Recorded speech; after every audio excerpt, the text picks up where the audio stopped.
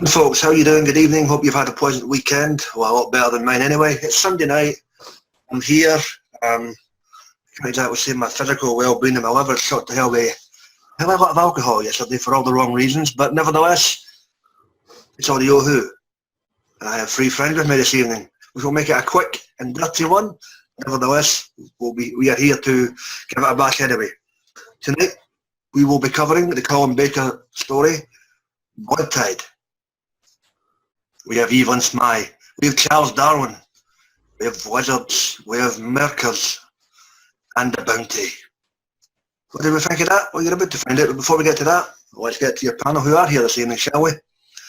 Joining us for the first time in a while is Jason. Jason, how you doing, buddy? Doing good, dealing with the weather changes. Yep, the fall is approaching. And it's the thunder from down under early doors on a Monday morning. Hey Jay, how goes it, man? Hey guys, how you are? Good to have you, man. And of course, as always, right there, deep in that sack. No change in weather here yet. No change down there either. There you go. So yeah, guys, Bloodtide, Colin Baker, Maggie Staples. And we're in the Galapagos Islands, apparently, back in the time when Darwin was doing his early research. And the Silurians have apparently resurfaced from another, section of the bats that were hibernated all throughout the globe at various points. What do we think of this one? Opening thoughts. Tim, opening thoughts on Bloodtide, Colin Baker and the late Maggie Staples. It's very good, isn't it? I really like the idea that they run into Darwin, and you can tell that the doctor kind of set that up anyway. He wanted to run into him, but it's kind of cool how they discover throughout the story there was no missing link, that somebody meddled with the development of the evolution of man. I think that's very clever, and I think that's cool that they threw that in there. But yeah, it's cool. It's interesting too that this is kind of, from the Doctor's viewpoint, this is a sequel to his adventure when he was the Third Doctor, but it actually takes place long before that. So it's kind of cool that they mix it up like that. But it's a very entertaining listen. I mean, Evelyn's always cool. Sixty's brilliant in this, just walking out of the TARDIS, reading his book, all showing off and stuff. He's cool. So I liked it very much. Excellent, mate. Thank you very much. AJ, how about you, mate? Opening thoughts? Yeah, I thought this story was quite brilliant too. It felt a lot like the TV episode with the 11th Doctor, Cold Blood and Hungry Earth, I think they were. Okay, yep. Yeah, to me it felt a bit like that, but it was a really good story of its own. I just find it funny how these Silurians sound a bit like the Cybermen, the classic Cybermen in this. To me, I'm not sure if that's just me, but other than that, I thought it was an awesome story, good cast, good characters. All right, mate. And Jason, how was this one for you, buddy? Opening thoughts on your end? I did find this story pretty good. Got some intense moments between this one, but yeah, I do agree. It seemed to be more a bit like the Cold from Series 5, but I know it's way back from 2001, I think. But this story is definitely pretty interesting characters on this one. Yeah. I didn't catch up too much on it, but with my notes, I caught up with some important parts, so I'll try to explain that one later. So, definitely interesting story. Okay, good, mate. And for me, yeah, this is a good one. I mean, although it is early doors and the Big Finish main range, I think it's Colin Baker's, 5th or 6th story. I had to double check that. But, yeah, Maggie Staples and him are always a great double act. The interesting choice of setting, using Darwin, and obviously the Galapagos Islands to basically, to tell the tale of how, he came up with his theories and all that, and using the Silurians as a backdrop to that, I thought was quite interesting. So all in all, it's roughly, 4 parts. So yeah, 2 hours. Yeah, 2 hour story. It's not too bad, folks. The subject matter and some of the themes running through it might not be for everybody, but I enjoyed the hell with it. If you like that sort of stuff, give it a bash. Right, guys, events, characters, or instances within this story, as always, that stood out for you. AJ? Yeah, for me, the companion telling the Doctor not to wander off for the first time, sort of, how he always berates them for wandering off. She's berating him for wandering off. But that was quite clever. I also found it funny, his she's a historian, and now she's part of history because she's in the journal of Charles Darwin. Mm-hmm. Wrote it down. So I don't know if like she's seen her own history or not, but anyway. I'm just reading my notes.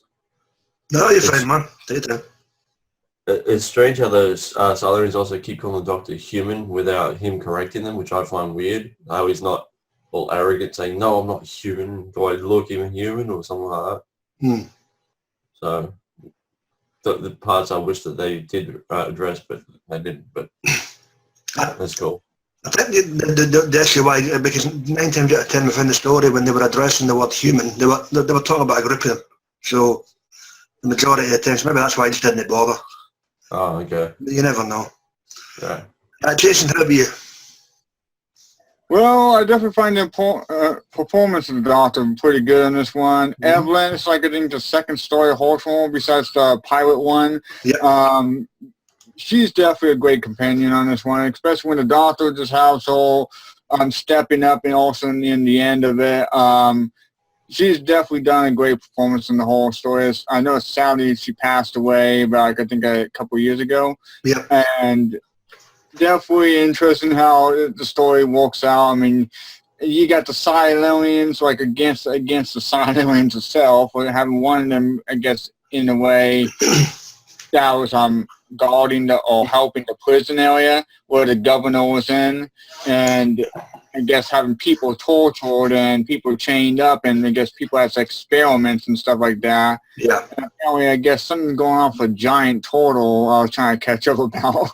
But yeah, Evelyn being happy that she met her idol as Charles Darwin, and she got so surprised at the Doctor doing that. Trying to expect why the Doctor met him before. Yeah, then having that one woman going to the prison with the Doctor, and especially she gets killed off later on, and also just how the Doctor's going against the Silurians, definitely a pretty much great action there, especially when the Silurians claiming that, oh, I am your god. I mean, just her voice, yeah, it didn't sound much like a Silurian. I do agree with AJ. It did sound like more like the Cyberman on this one. But definitely a great story. I do enjoy the intense moment between it, and yeah, definitely enjoyed it. Oakley dokley. Thanks, mate. Timbo, what's to you, man? What do you reckon? It was good use of the Merca for a change. Yeah. As a guest character, and it was pretty scary. It shows how the Merca can be scary too, because remember when they first see it, Evelyn just sees some lights in the water. Mm-hmm. They don't know that's what it is. We don't know what that's what it is either.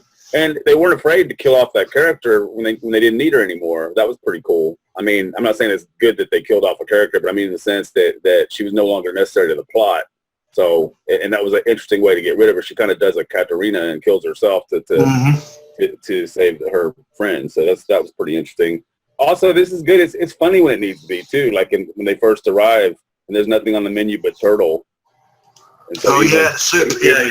Yeah, so she's just like, never mind. I'll just have a glass of water or something.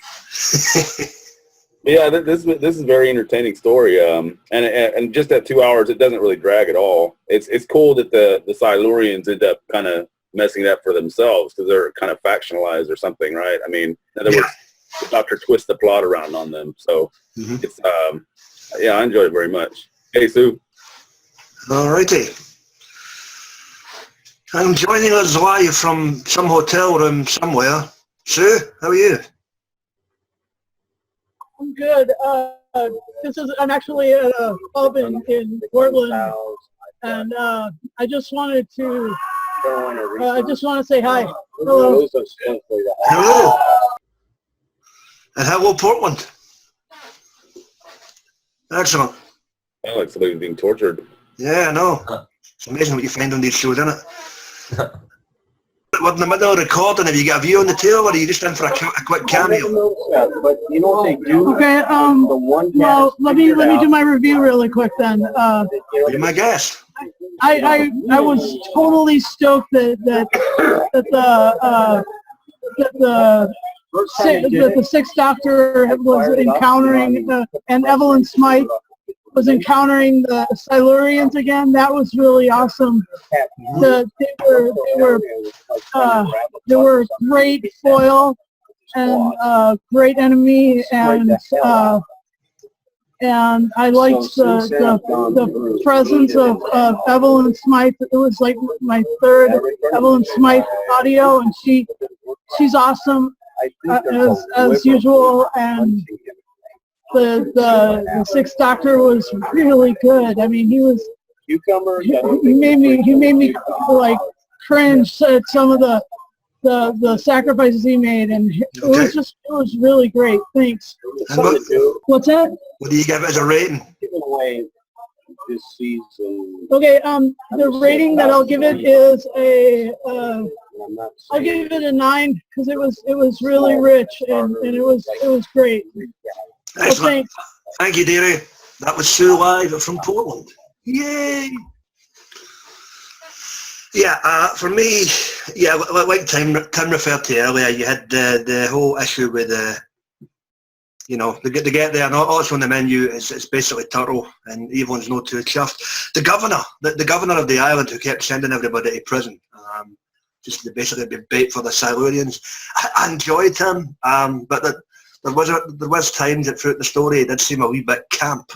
I don't know if it was the way the actor was putting it across, Master, have I served you well, Master? Oh, God, man. So, yeah, he get dispensed. Greta, the poor chick who,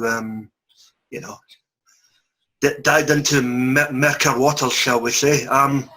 Yeah, it was the right time for her to be killed off. Not that you didn't necessarily have to kill a character, but need this to the actress. She was a wee bit annoying, where I'm assuming it's supposed to be some type of Spanish or Portuguese she was trying to put across, but yeah, I got a wee bit annoying sometimes, especially with all the screaming. So yeah, good thing she got her come up and stuff.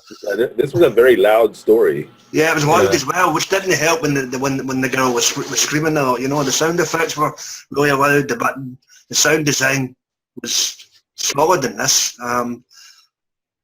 especially in the jail and the dungeon and whatnot. So all in all, cracking stuff, and I like the fact we got the use of not only the Merca but the hibernation pods as well for the Silurians.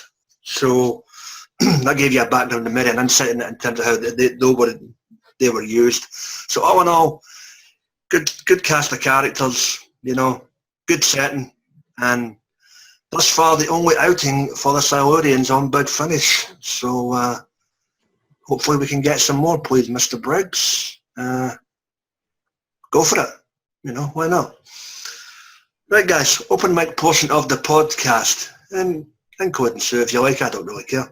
Anything else you want to bring up regarding this tale?